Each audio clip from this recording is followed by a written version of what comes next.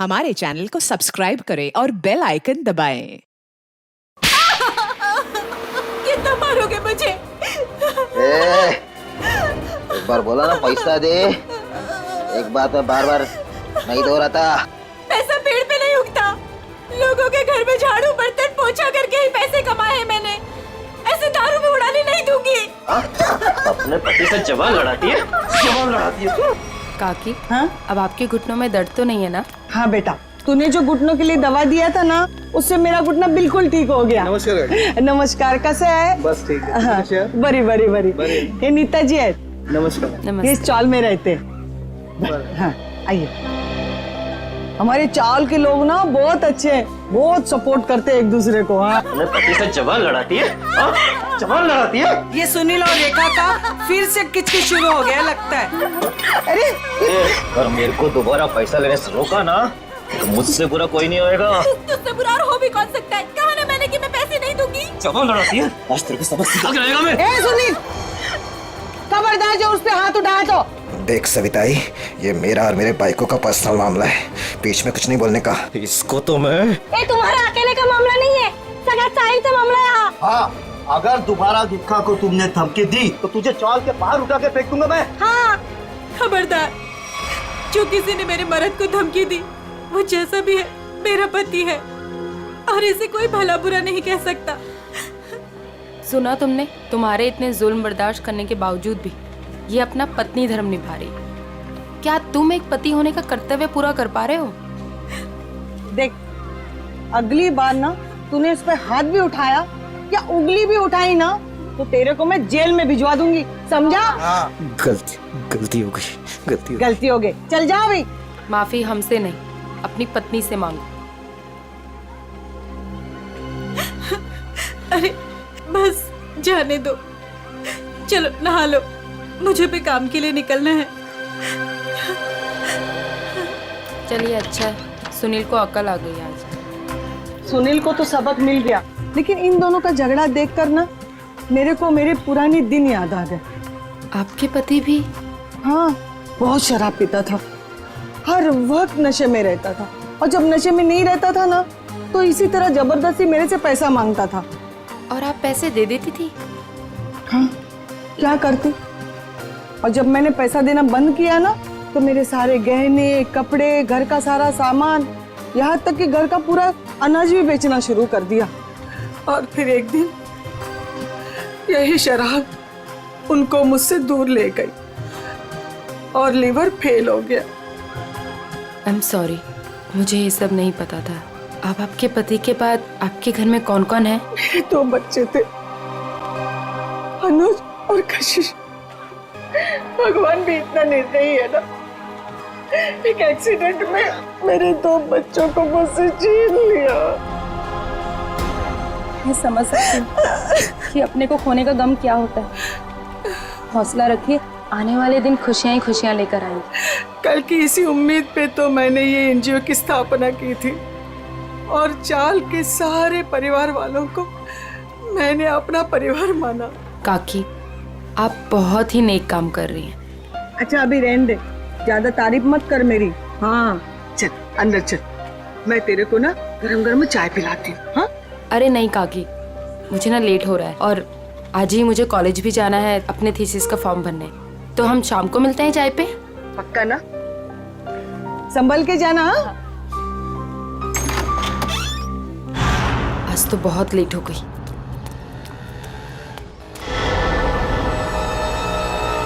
ये तो वही लड़का है, आज तो इस रोमियो को सबक सिखा कर आऊंगी। हेलो, ओए मिस्टर, हेलो, रुक, कब से मेरा पीछा कर रहा है? रुक, भागता कहाँ है? रुक। भाग गया, पता नहीं कहाँ कहाँ से आ जाते हैं। पर सविताई, मुन्नी को स्कूल भेजकर क्या फायदा? बाद में उसे शादी करके चूल्हा चौका ही तो संभालना है।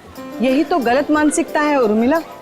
शिक्षा ग्रहण करने के लिए जितना अधिकार लड़कों का है ना, उतना ही लड़कियों का भी है। आज हमारे देश में ज्यादातर परिवारों में महिलाएं उतना ही आर्थिक सहयोग देती है जितना कि पुरुष। क्यों नीता, मैंने ठीक कहा ना? बिल्कुल कहा। आज के जमाने में स्त्री का अस्तित्व उसके पिता या पति पे निर्भर नहीं करता। लड़की को भी पूरा अधिकार है कि वो अपनी पहचान बना सके और समाज के साथ कंधे से कंधा मिलाकर आगे बढ़ सके।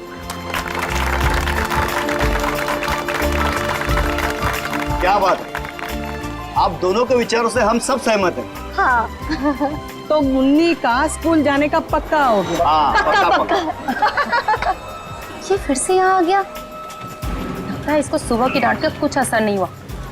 कौन है ये नीता, तुम जानती हो? नहीं काकी, पता नहीं कौन है और कहाँ से आया है, लेकिन रोज मेरा पीछा कर रहा है। अरे पहले क्यों नहीं बताया? चलो जमकर खबर लेते हैं आज इसकी। चलो चल।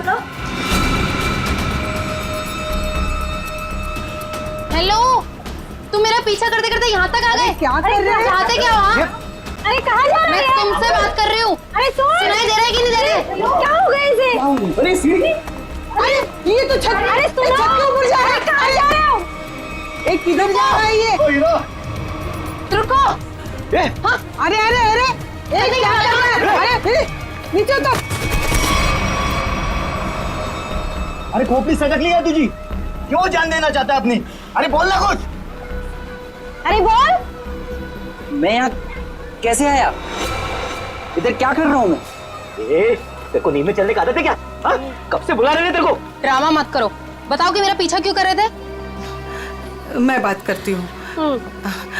बेटा देख, तेरे दिल में ना जो कुछ भी है सच सच बता दे। तू नीता को पसंद करता है क्या? वो बात नहीं है, मैं तो नीता जी का बॉडीगार्ड हूँ। इनके पिताजी ने मुझे इस काम पर रखा था कि इनकी मैं रक्षा करूं। उन्होंने ये भी कहा था कि इनको पता न चले। झूठ मत बोलो, मेरे पापा मुझसे बिना पूछे कुछ नहीं कर सकते। मैं सच कह रहा हूँ, ये मेरा आईडी कार्ड।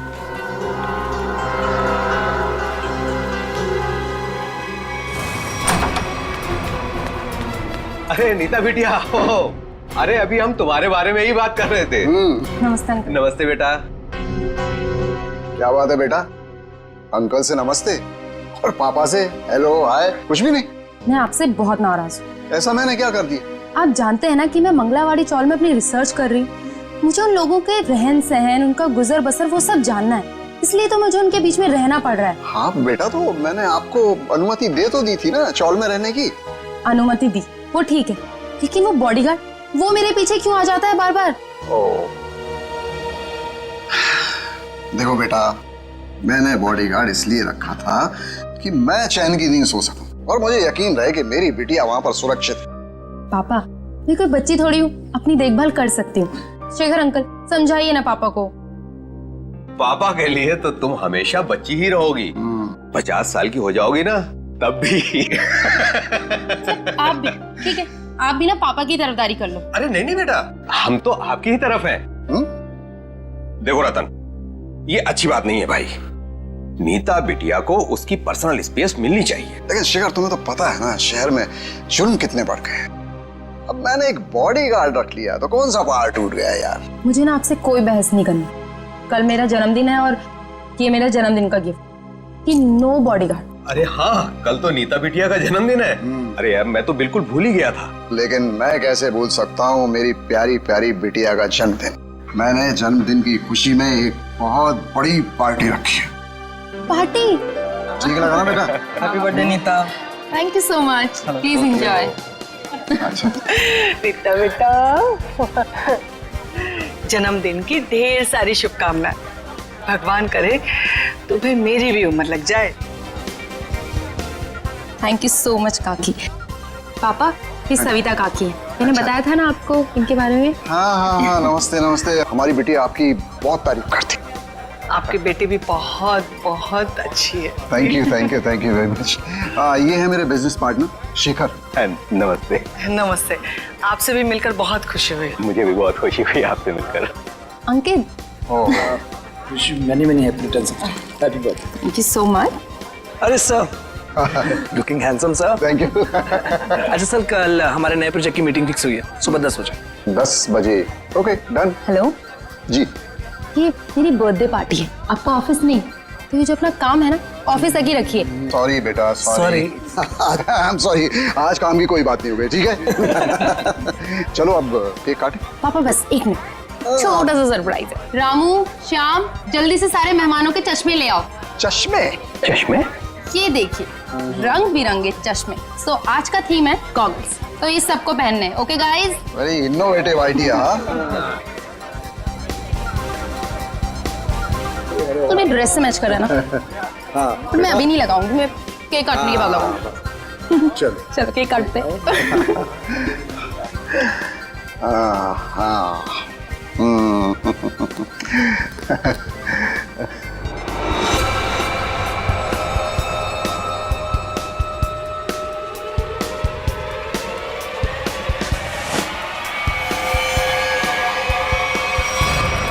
गन?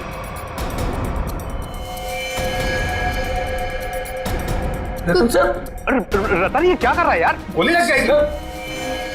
ये असली की नकली यार? Good bye Shekhar. Ratan, good bye रतन।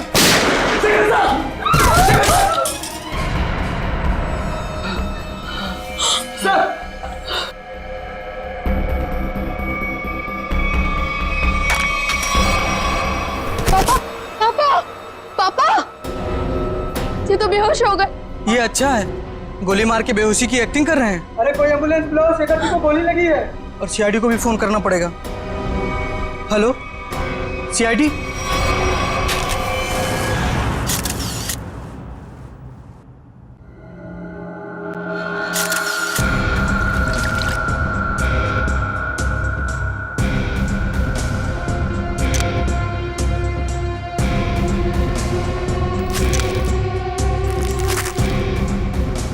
गोली सीधे सीने पे मारी गई है।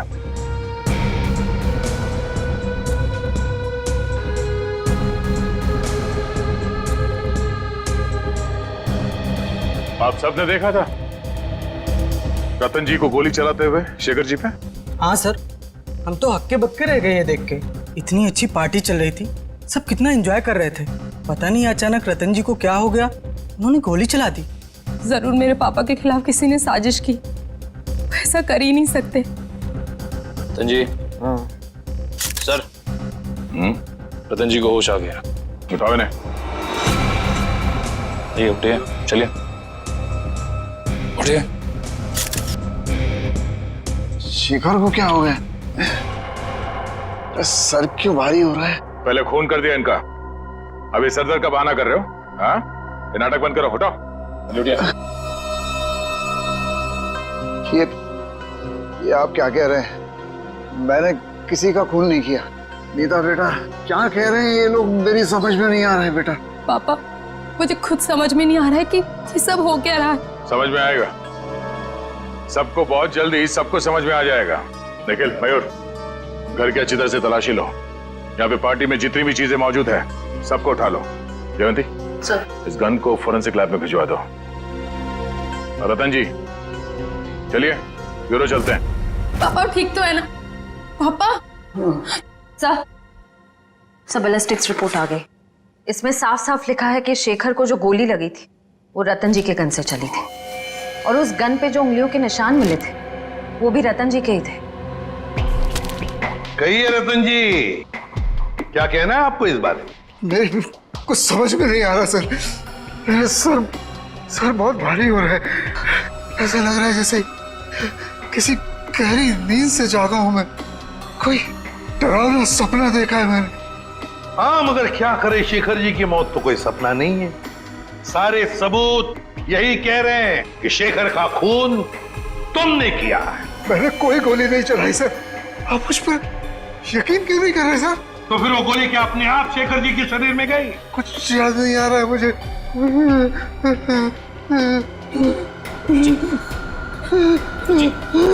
रतन जी, मैंने कहा था ना आपसे कि मेरे पापा दिल के मरीज हैं, मुझे टेंशन मत दीजिए। सर, मैं एम्बुलेंस को फोन करता हूँ।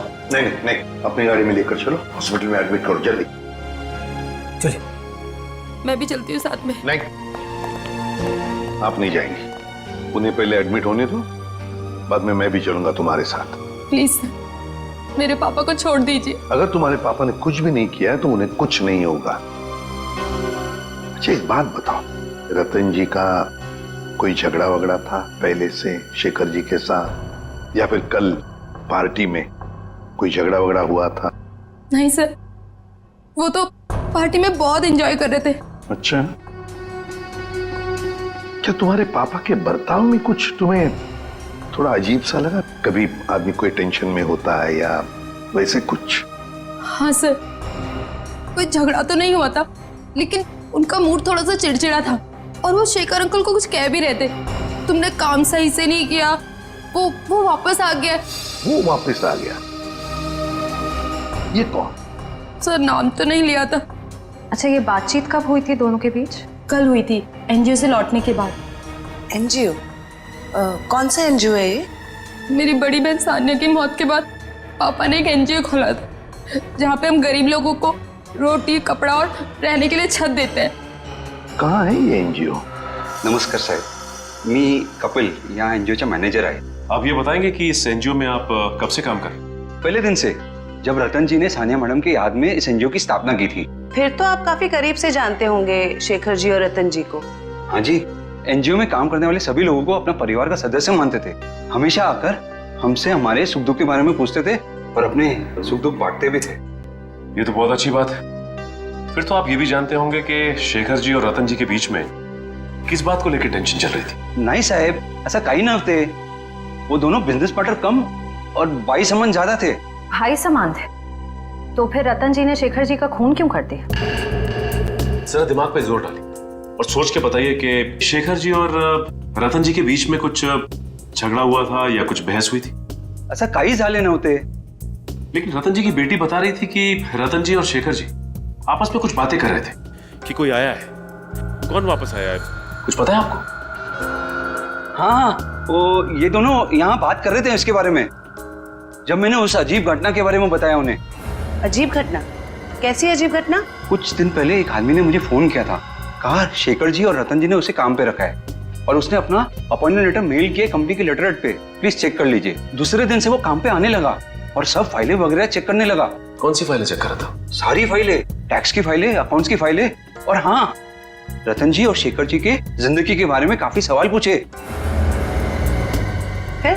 फिर क्या, बस लंच ब्रेक में खाना खाने के बहाने बाहर चला गया और वापस ही नहीं आया। जब भी मैंने इस घटना के बारे में दोनों बॉसेस को बोला तो उन्होंने कहा कि हमने किसी को काम पे रखा ही नहीं है। इतनी मेहनत करके आया था पूछताछ करने के लिए, जरूर इस जुर्म में उसका हाथ है। शेखर जी ने रतन जी को कहा कि वो वापस आ गया है, तुमने अपना काम बरोबर किया नहीं है। इस आदमी का चेहरा तो देखा था ना आपने, हमारे लिए स्केच बनवाई। साहिब, दरअसल बात यह है कि उस दिन मैं अपना चश्मा घर में भुलाया था और चश्मे के बगैर मुझे तो कुछ दिखता ही नहीं है। सामने कुर्सी पड़ी की गाड़ी पड़ी, मेरे को वो भी नहीं दिखता। सर, एक बात तो तय है, ये जरूर इन दोनों के अतीत से जुड़ा हुआ ही कोई आदमी है। एग्जैक्टली, इसीलिए तो बड़ी आसानी से इस अनजान आदमी को उन्होंने पहचान लिया। इस नए मोहरे से जल्द मिलना होगा। सर, हाँ, पता चला एनजीओ से किसका फोन था जिसकी वजह से इन दोनों के बीच में अनबन हो गई? सर, एनजीओ वालों को उसका नाम तो नहीं मालूम, लेकिन उनका कहना था कि कोई आदमी आया था, अनजान आदमी, जो काफी सवाल जवाब कर रहा था वहां पे। यह आदमी जरूर रतन ने जो अपने बेटी सानिया के नाम पे एनजीओ चलाया उसी से संबंधित है। रतन और शेखर दोनों इस आदमी के बारे में जानते थे और इसीलिए इन दोनों के बीच में बहस हो गई। सर, कहीं ये जो भी चीजें हो रही हैं, इन सबका संबंध सानिया की मौत से तो नहीं? नीता, बेटा एक बात बताओ, तुम्हारी बहन की मौत कैसे हुई? दीदी ने आत्महत्या की थी। क्यों? मालूम नहीं। मालूम नहीं मतलब? मैं उस वक्त हॉस्टल में थी, घर पे क्या हो रहा है क्या नहीं, सबसे अनजान। अच्छा, जब आपकी बहन ने आत्महत्या की तो उस वक्त क्या आप हॉस्टल में थी? उस वक्त तो मैं घर पे थी, छुट्टियां मनाने के लिए आई थी। मुझे आज भी वो दिन याद है, जब मैं और पापा मॉल से शॉपिंग कर आई और जैसे ही पापा ने दरवाजा खोला। सानिया बेटा, सानिया, सानिया! नीता, क्या तुमने अपने पापा से पूछा नहीं जानने की कोशिश नहीं की कि क्यों तुम्हारी बहन सानिया ने ऐसा कदम उठाया? पूछा था सर, बहुत बार, लेकिन पापा हमेशा यही कहते थे कि तुम्हें इस बारे में जानने की जरूरत नहीं, और वो रोने लगते थे। इसलिए मैंने इस बारे में कभी उनसे बात नहीं की। हम अगर किसी को तो पता होगा ना क्या तकलीफ थी सानिया को, कोई खास दोस्त न कोई तो। आया जी थी, वो हमेशा उनके साथ रहती थी। उसकी जिंदगी के पहले दिन से लेके आखिरी दिन तक वो हमेशा दीदी के साथ रही है। जी, ये आया रहती कहाँ है? उसी चौल में जहाँ मैं रिसर्च कर रही हूँ। अभी भी पापा उनकी तनख्वाह हर महीने बराबर पहुँचा देते। प्रदीप, क्या चल रहा है तुम्हारा? अभी तक गिनती चालू है? आई एम सॉरी सर, पता नहीं क्यों मगर मुझे एक चश्मा कम लग रहा है। एक चश्मा कम लग रहा है मतलब? सर पार्टी में 20 लोग आए थे। हाँ। मैं कम से कम 5 बार गिन चुका हूँ, हर बार 19 चश्मे बता रहे। तो फिर एक चश्मा कहाँ गया? पता नहीं सर। जी बिल्कुल सही कह रहे हैं, जो चश्मा मेरे पापा ने पहना था वो तो इसमें है ही नहीं। पापा का चश्मा कहाँ गया? सर हो सकता है जब पापा बेहोश हुए हो तो कोई लेकर चला गया हो। कमाल है सर, पार्टी में खून हो जाता है मगर फिर भी किसी को चश्मा चुराने की सूझी। एक बात और सर, बिल्कुल उसी तरह का चश्मा मेरे बॉडीगार्ड ने भी पहना था जब वो चौल की छत से कूदकर खुदकुशी करने वाला था। एक मिनट, तुम्हें कैसे पता चला कि वो वही चश्मा था जो तुम्हारे पापा ने पहना था? क्योंकि मैंने उसे पहले भी देखा है। वो कभी चश्मा नहीं पहनता, लेकिन उसने चौल की छत से जब वो कूद रहा था तो उसने उसी तरह का चश्मा पहना था। वो चश्मा ही मनूस है। सर इस चश्मे का खून के साथ क्या कनेक्शन हो सकता है? सचिन, कोई ना कोई कनेक्शन तो जरूर है। कुछ ना कुछ तो गड़बड़ है, कुछ ना कुछ तो गड़बड़ है इस चश्मे को लेकर। क्या नीता, क्या हमारे लिए तुम्हारे पिताजी के गॉगल का जो डिजाइन है वो बनवा सकती हो हमारे स्केच आर्टिस्ट से? जरूर सर, उन दोनों को कनेक्ट कर दो।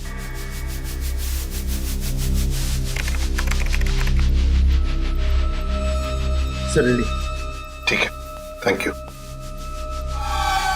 कमाल का डिजाइन है ये इस चश्मे का। सर ये चश्मा तो कस्टम मेड लगता है, क्योंकि रेडीमेड चश्मों की डिजाइन ऐसी नहीं होती। हाँ श्रेया, ये ऑर्डर दे के डिजाइन देकर बनाया गया चश्मा है ये। पता लगाना पड़ेगा शहर में ऐसी कौन सी दुकानें हैं, कितनी दुकानें हैं जो इस तरह के चश्मे बनाती है। फिर सानिया की आया के बारे में भी पता लगाना पड़ेगा। हेमलता जी। कौन है? आप सानिया की आया थी ना? हाँ, पर आप लोग? देखिए हम सीआईडी से। सीआईडी? माफ करना माँ जी, हम लोग ने आपको परेशान किया। ठीक है बेटा, दिवस भर में आराम ही करती हूँ, पर आप लोग यहाँ कैसे? देखिए हिमलता जी, आप सानिया की आया रही बचपन से, है ना? और फिर सानिया ने आत्महत्या भी की, ये तो आप जानती ही हैं। हम ये जानना चाहते हैं कि क्यों सानिया ने क्यों आत्महत्या की।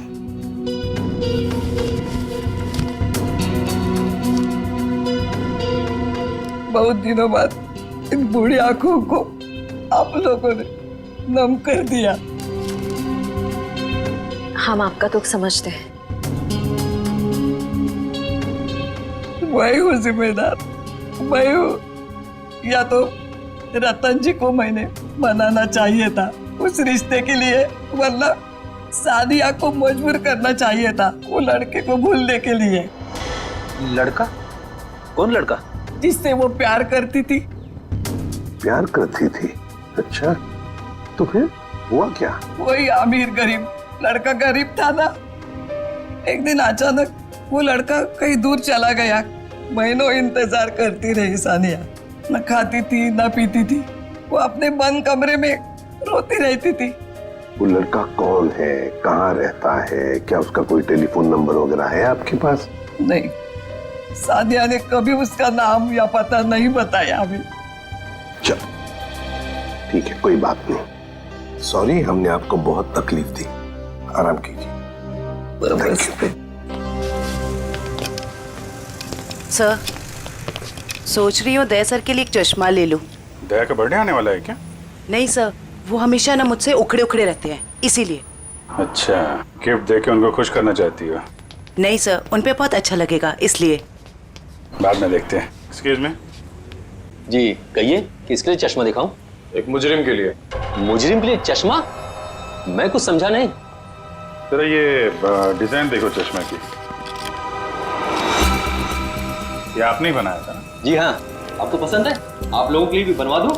नहीं नहीं, आप हमें माफी कीजिए। आपका बनाया हुआ ये चश्मा पहनकर लोग उल्टी सीधी हरकतें करने लगते हैं। कोई छत पे पहुंच जाता है छलांग लगाने, तो कोई किसी को गोली मार रहा है। क्या मजाक कर रही हैं आप? ये सब मेरे चश्मे की वजह से हो रहा है? हम मजाक के मूड में नहीं है। सीआईडी? अब जरा ध्यान से बताओ, किसके लिए बनाया था ये? एक मिनट सर। सर, ये कोई अभिषेक नाम का आदमी था। क्या बात है सर, नाम भी है, एड्रेस भी और फोन नंबर भी है। कॉल करो जी।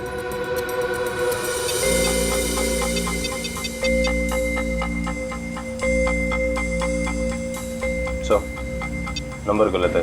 गलत? लगता है एड्रेस भी गलत है। दिल दरिया कॉलोनी। दिल दरिया कॉलोनी कभी सुना है आपने? कहीं कहाँ पे है मुंबई में? सॉरी सर, मैंने एड्रेस ठीक से देखा नहीं था। आंखों का बिजनेस करते हो तुम? आदमी को तो देखा होगा ठीक से। दरअसल सर, मैं उस वक्त दुकान पर नहीं था। मेरा कारीगर जगनलाल था, उसने ही अभिषेक को देखा था। बुलाइए जरा ये जगनलाल जी को। जगनलाल जी साहब, ये लोग सीआईडी से हैं। जरा इन्हें बताओ, ये खास डिजाइन वाला चश्मा किसने बनवाया था? साहब, वो बड़ा ही अजीब आदमी था। बड़ी सी टोपी पहन रखी थी, आंखों पर काला चश्मा लगाया था, और ना जाने कितने दिनों से उसने दाढ़ी नहीं की थी। काफी लंबी दाढ़ी थी उसकी। ओह, नाम और एड्रेस की तरह हुलिया भी नकली।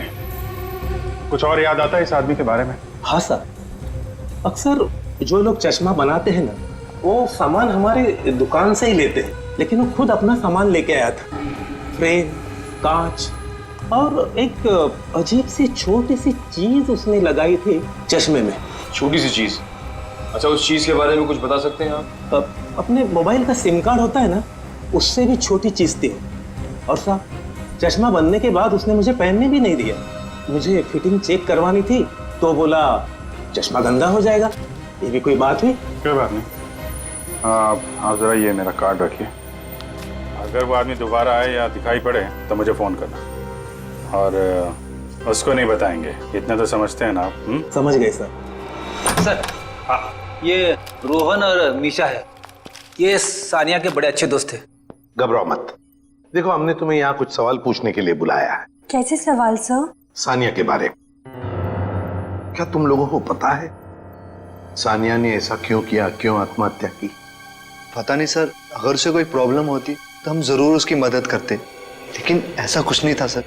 एक बात बताओ, क्या सानिया का कोई बॉयफ्रेंड वगैरह था? कोई लड़का था उसकी जिंदगी में? हाँ सर, एक लड़का तो था, मगर उसने कभी हमें उससे मिलवाया नहीं। क्यों? पता नहीं सर, वो बोली सब कुछ ठीक हो जाने के बाद सबको बताएगी। बहुत सीरियस थी उसको लेकर, शादी करना चाहती थी उससे। अच्छा, क्या नाम क्या था उस लड़के का? नहीं सर, उसके बारे में कुछ भी नहीं बताया था। पर हाँ सर, वो कॉलेज खत्म होने के बाद मंगलावाड़ी चौल जाती थी। एक दो बार तो मैंने खुद उसे वहाँ पे छोड़ा था। वहाँ पे एक लड़का बाइक पे हेलमेट पहने उसका इंतजार किया करता था। मंगलावाड़ी? चलो, थैंक यू वेरी मच, तुम दोनों जा सकते हो। मंगलावाड़ी चाल?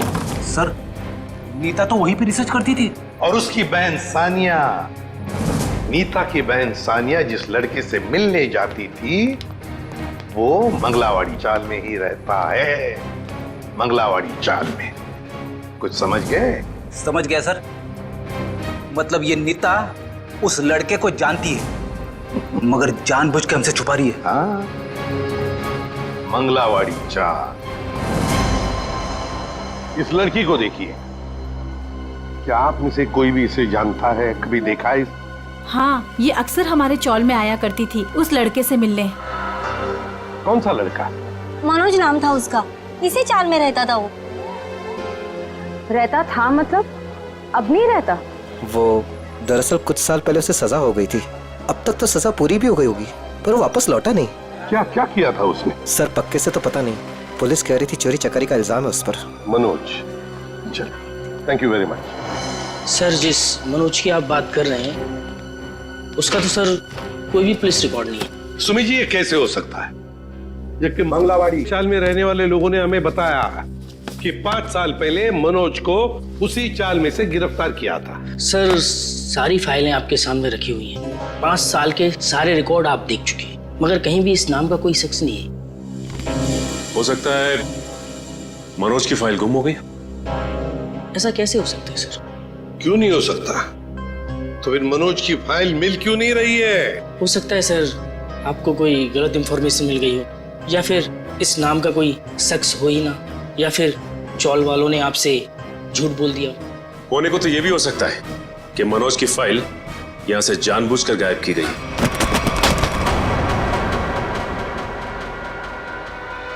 रवि जी, क्या हुआ? तबीयत बिगड़ गई क्या? ये अचानक पसीना क्यों आने लगा? अरे कांपने क्यों लगे तुम? और अचानक ये फाइल छूट कैसे गई तुम्हारे हाथ से? नहीं सर, ऐसी कोई बात नहीं है। हमसे कोई भी कुछ भी छुपा नहीं सकता। बताओ क्या बात है? भागता किधर? लगता है सर ये बिना दवा खाए इसकी बीमारी ठीक होगी नहीं।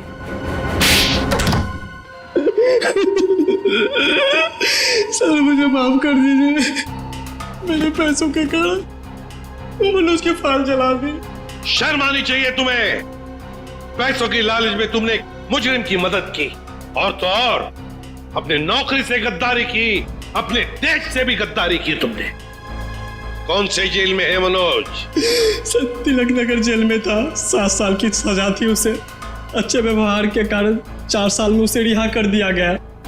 सर अगर वो अच्छे बर्ताव के लिए रिहा हो ही रहा था तो फिर रिकॉर्ड नष्ट करने के लिए उसे घूस देने की क्या जरूरत थी? सचिन, शेखर और रतन, इन दोनों के बीच में जो बहस हुई थी उसमें शेखर बोल रहा था कि वो वापस आया है, तो फिर जरूर वो मनोज के बारे में बात हो रही थी। सर उस चश्मे वाले का फोन सर, मैं जगन्नाथ चश्मे वाला। सर अभिजीत सर का फोन नहीं लग रहा था, इसलिए मैंने आपको फोन किया। हाँ बोलिए। सर वो आदमी फिर आया था चश्मा बनाने। अब इस वक्त कहाँ है वो आदमी? सर वो जाते वक्त फोन पे बात कर रहा था, कह रहा था कि किसी विद्युत नगर जा रहा है, सेक्टर 5। विद्युत नगर?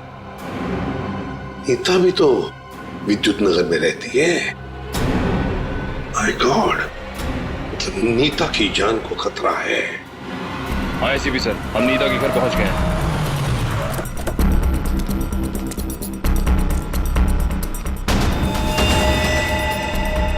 ओह नो, ये नीता छत पे क्या कर रही है? इसे रोकना होगा। नीता!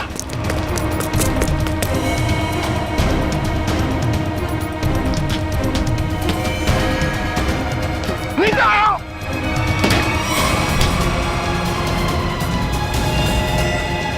तो हटो।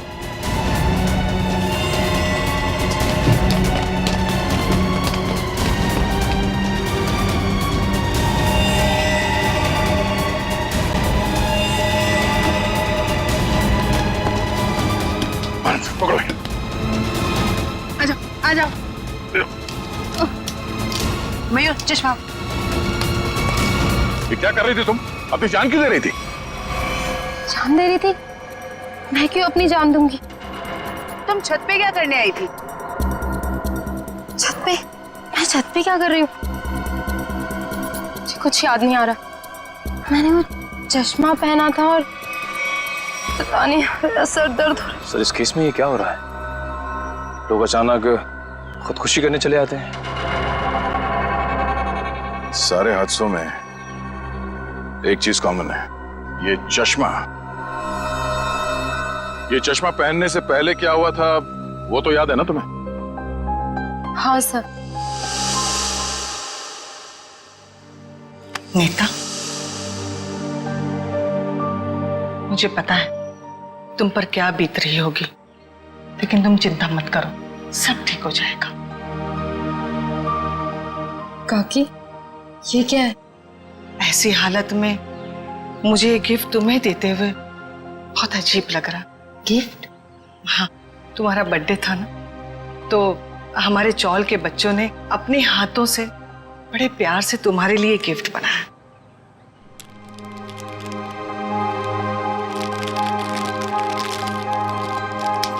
चश्मा?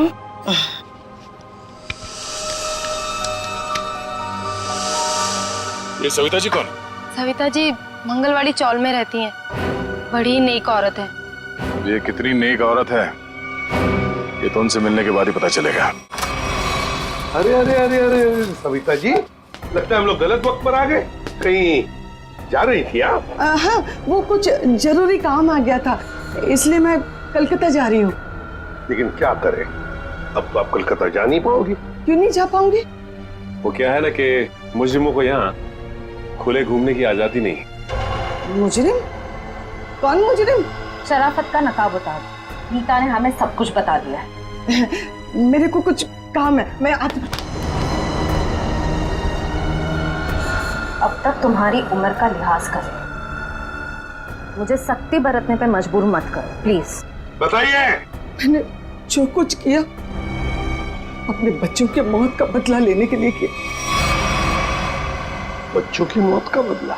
हाँ, नीता के पिता रतन ने मेरे दोनों बच्चों को मार डाला, अपने बिजनेस पार्टनर शेखर की मदद लेके। जान ली? लेकिन क्यों? क्योंकि उसको गलतफहमी हो गई थी कि मेरा बेटा तनुज वही लड़का है जिसे उसकी बेटी सानिया प्यार करती थी। क्यों हुई ऐसी गलतफहमी? क्योंकि एक दिन तनुज सानिया को घर छोड़ने गया था, तो रतन ने देख लिया और वो गलत समझ बैठा। फिर शेखर ने गुंडे भेजे इधर मेरे घर पे, मेरे दोनों बच्चे तनुज और कशिश को मार डाला। मैं उस टाइम पे घर पे नहीं थी, इसलिए जिंदा बच गए। मगर नीता ने क्या बिगाड़ा था तुम्हारा? उसे क्यों सजा दी तुमने? क्योंकि रतन ने मुझसे मेरे बच्चे छीने साहब। उसको वही दर्द देना चाहती थी। मनोज कहाँ पर है? मनोज? कौन मनोज? वही मनोज जिसने तुम्हें बदला लेने में मदद की थी। साहब मेरे को नहीं मालूम। बताना तो पड़ेगा ही। ये जादू वाला चश्मा कहां से बनवाया? मनोज कहां पर है? आइए आइए जनाब, आप ही का तो इंतजार था। आइए। बड़े खुश नजर आ रहे हो, क्या बात क्या है? बात ही ऐसी बॉस, आज मैं आपको एक कमाल का जादू दिखाता हूँ। देख साउंड के, मेरे पास मजाक करने के लिए वक्त नहीं है, जल्दी बता। अरे यार 2 मिनट, हमेशा काम करते रहते हो, जरा जादू देखो प्लीज प्लीज। तारिका लेके आओ। देखो देखो देखो क्या होता है, देखो। ये लीजिए। Very good. सचिन यार तुम ये जरा चश्मा पहन लो। चश्मा? लेकिन मैं ही क्यों सर? अरे पहनो पहनो, मैं हेल्प करता हूँ तुम्हारी। अब सचिन जरा ध्यान से देखो और बताओ कि ये चश्मा वहां से ला करके किसने दिया? अरे सर कैसी बात करते हैं, तारिका ने। नहीं सचिन, गौर से देखो, ये चश्मा वहां से उठा करके तारिका नहीं श्रेया लेकर के आई। मैं? अरे सर कैसी बात कर रहे हैं आप? आपके सामने जो खड़ी है वो तारिका है और जो यहाँ खड़ी है वो श्रेया है। सचिन जरा गौर से देखो और फिर बताओ, तुम्हारे सामने जो खड़ी है वो तारिका नहीं है, वो श्रेया है। सचिन। हाँ सर, मेरे सामने जो खड़ी है वो श्रेया है।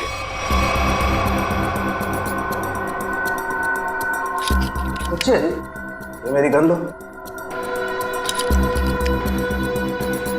और तुम्हें इस गन के साथ क्या करना है सचिन तुम जानते हो ना? हाँ सर, मुझे अच्छी तरह से मालूम है कि इस गन के साथ क्या करना है। सड़के कुछ नहीं होगा। सड़के ऐसी मजाक मत कर प्लीज बिलीव मी। हाँ सचिन, तो पता है ना तुम्हें क्या करना है इस गन से? हाँ सर, पता है।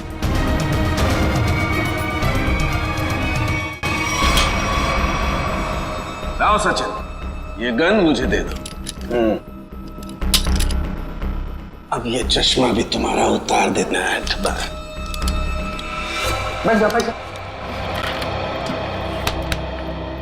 मुझे हो क्या रहा है? सर भारी और सचिन, अभी अभी आपने मुझे मारने की कोशिश की, मुझ पर गोली भी चलाई। वो तो गन खाली थी इसलिए। ये तुम क्या कह रही हो? मैं तुम्हें मारने की कोशिश क्यों करूंगा? मैं तुम्हें गोली क्यों चलाऊंगा? रिलैक्स रिलैक्स, मैं बताता।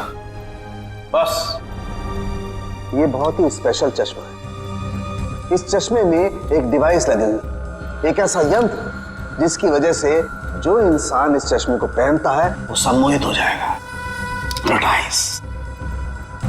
और ये नैनो डिवाइस है जो वॉइस रिकॉर्ड करता रहता है। तो जिस इंसान ने चश्मा पहना है उससे ये बताता रहता है कि उसे एग्जैक्टली करना क्या है। आपने जो मुझ पर गोली चलाई वो भी इसी डिवाइस की वजह से। इसलिए वो आवाज आ रही थी। लेकिन ये आवाज हमें सुनाई क्यों नहीं दी? वो इसलिए क्योंकि वो आवाज बहुत ही ज्यादा धीमी है। बॉस, वो आवाज इतनी कम है कि बाजू में खड़ा इंसान भी वो आवाज सुन नहीं सकता है। और जैसे ही ये चश्मा उतारा जाता है, आदमी भूल जाता है कि उसने जब वो चश्मा पहना था क्या किया था उस वक्त। एग्जैक्टली। और इसीलिए रतन जी को ये याद नहीं था कि इन्होंने शेखर पे गोली चलाई। और उस बॉडीगार्ड को भी इसीलिए पता नहीं चला कि वो कब छत पर गया और कब छलांग लगाई। ये सारा उस मनोज का किया हुआ कर्म है। अब वो वक्त आ गया है जो मैंने अपनी पूरी जिंदगी में किया, वो सारे कर्मों का हिसाब होगा। अफसोस पाप का घड़ा पुण्य से भी भारी है, लेकिन मेरी जैसी औरत का जीने का कोई अधिकार नहीं है, कोई अधिकार नहीं है। उम्मीद करती हूँ अगले जन्म में अच्छा इंसान बनने की कोशिश करूंगी।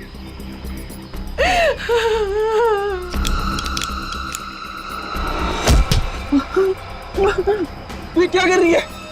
उतार चश्मा, उतार। मेरा बच्चा आ गया। तूने जहर पिया? आई, ये क्या किया तूने? मेरे को नहीं पता मैंने ऐसा क्यों किया। बेटा मेरे को माफ कर दे, हमारे साथ इतना ही था। नहीं आई, आई नहीं, आई, आई, आई।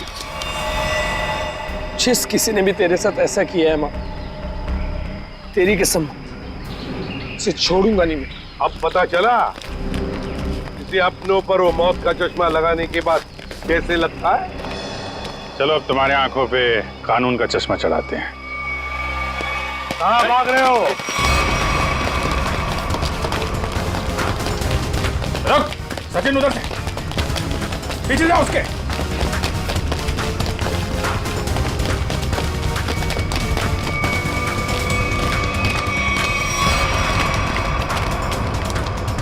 Wish you many happy returns of the day. Happy birthday. Thank you so much. अब जेल की चक्की पीसने की तैयारी करो। सविता जी भले ही मेरी असली माँ ना थी, पर वो मेरे लिए मेरी माँ से भी बढ़कर थी। उनके बच्चों के मरने के बाद उन्होंने मुझे ही अपना बेटा माना था। मतलब तनुज और कशिश के बाद? हाँ, उन दोनों बच्चों की मौत कोई हादसा वादसा नहीं थी, बल्कि उनका खून हुआ था, जिसे किया था नीता के पिता रतन कुमार ने। और मुझे झूठे रॉबरी के केस में फंसाया भी उन्होंने ही था। इसलिए मैंने प्लान बनाया, बदला लेने का प्लान। और रतन की कंपनी में ही नौकरी कर ली, लेकिन रतन ने तुम्हें पहचाना नहीं? रतन और शेखर ने मुझे नहीं पहचाना, क्योंकि उन्होंने मुझे कभी देखा ही नहीं था। और इसी बात का मैंने फायदा उठाया, और जेल से छूटने के बाद ना ही मैंने सविता माँ के बच्चों का बदला लिया, बल्कि अपनी सान्या, जिसे मैं इतना प्यार करता था, उसकी भी मौत का मैंने बदला लिया। हमारे पास चले आते, हम तुम्हें न्याय दिलाते हैं। कानून पर से तो विश्वास ही उठ गया था मेरा, इसलिए मैंने खुद ही न्याय करने की सोची। नीता से दोस्ती की, फिर उसे मार दिया। सान्या से प्यार करते थे तुम, इसे प्यार कहते हो?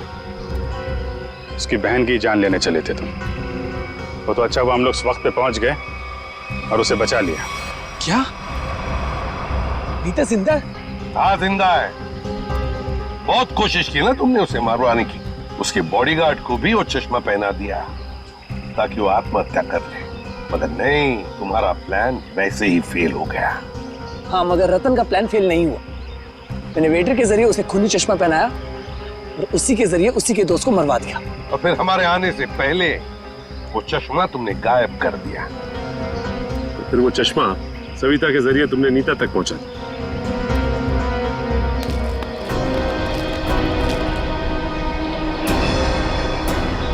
माँ, तू जिंदा है? मैं जिंदा हूँ। मेरे को माफ कर दो मनोज बेटा, ये सब कुछ मुझे सीआईडी को बताना पड़ा। इन्होंने जो कुछ भी किया हमारे कहने पे किया। अपना बदला पूरा करने के लिए तुमने बहुत नाटक किया और तुम्हारी असलियत सामने लाने के लिए हमने भी एक छोटा सा नाटक किया। क्या मिला तुम्हें? इस बदले की आग ने तुम्हें कहां से कहां पहुंचा दिया। अब जेल की सलाखों के पीछे सड़ते बैठना। कानून तुम्हें कड़ी से कड़ी सजा देगा, शायद फांसी ही होगी। For more updates, subscribe to our channel, click the show links and enjoy watching the videos.